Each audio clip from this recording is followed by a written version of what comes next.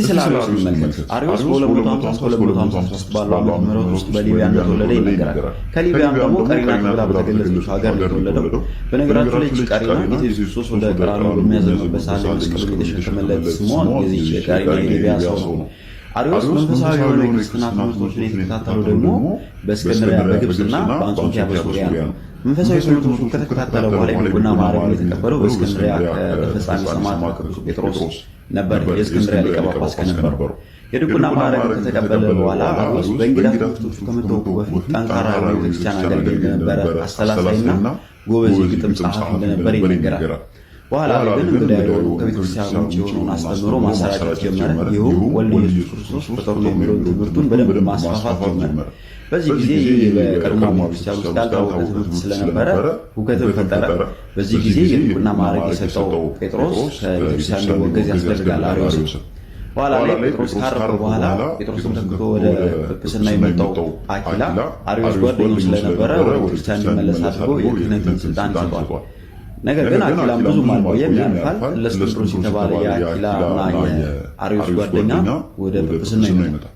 በዚህ ጊዜ የአሪዮስን ትምህርት ያውቁ ስለነበረ 318 ሊቃውንቶችን ከተለያየ ሀገር ያስጠራና በኒቅያ ጉባኤ እንዲደረግ ያደርጋል። አሪዮስን በዛ ሀሳቡ እንዲያሳውቅ ያደርጋል። ነገር ግን አሪዮስ 318 ሊቃውንት ይረታና ከቤተክርስቲያን ይወገዛል። ንጉሥ ቆስጠንጢኖስ ደግሞ አሪዮስ በግዞት እንዲቀመጥ እንዲታሰር ያስደርጋል። በኋላ ላይ አሪዮስ ብዙም ሳይቆይ ተመልሻለሁ፣ ለቤተክርስቲያን ሀሳቤ ሰርዣለሁ ብሎ ይግባኝ ይጠይቃል። ሊቃውንቱም ደግሞ ከተመለሱት መንገድ ብሎ ለቤተክርስቲያን ይመልሱታል። የአሪዮስ አሟሟትን ደግሞ እንመልከት። አሪዮስ በ336 ዓመተ ምህረት ነው በኮንስታንቲኖፕል በቱርክ የሞተው።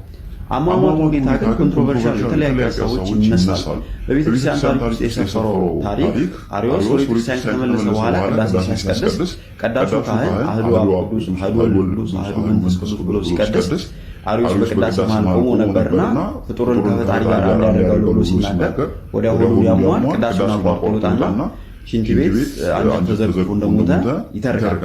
ከቤተክርስቲያን ውጭ የሆኑ ታሪክ ሰዎች ደግሞ የአሪዮስን አሟሟት ሲገልጹ በወቅቱ አሪዮስ የአንጀት መበጣጠስ እንደገጠመው፣ ይህ ደግሞ በጊዜው የሚታከም ስላልነበረ በዚህ ምክንያት እንደሞተ ይገልጻሉ። ሌሎች ደግሞ የቤተክርስቲያን ሰዎች ናቸው መርዘው የገደሉት ብለው ይናገራሉ።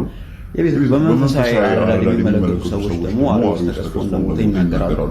የሆነ ሆኖ ተቺዎቹም ደጋፊዎቹም አሪዮስ አንጀቱ ተዘርግፎ እንደሞተ ይናገራሉ። አሪዮስ የተለያዩ ጽሑፎችንና መጣጥፎችን እንደጻፈ የሚጠቅስ ታሪክ አለ። ነገር ግን መጽሐፍ እንዳለው እንኳን የታወቀው አትናቴዎስ የተባለ የቤተክርስቲያን አባት ለአሪዮስ መልስ ለመስጠት በጻፈው መጽሐፍ ላይ የአሪዮስን መጽሐፍ ይጠቅሳል እና በዚህ ምክንያት አሪዮስ መጽሐፍ እንደነበረው ይናገራሉ።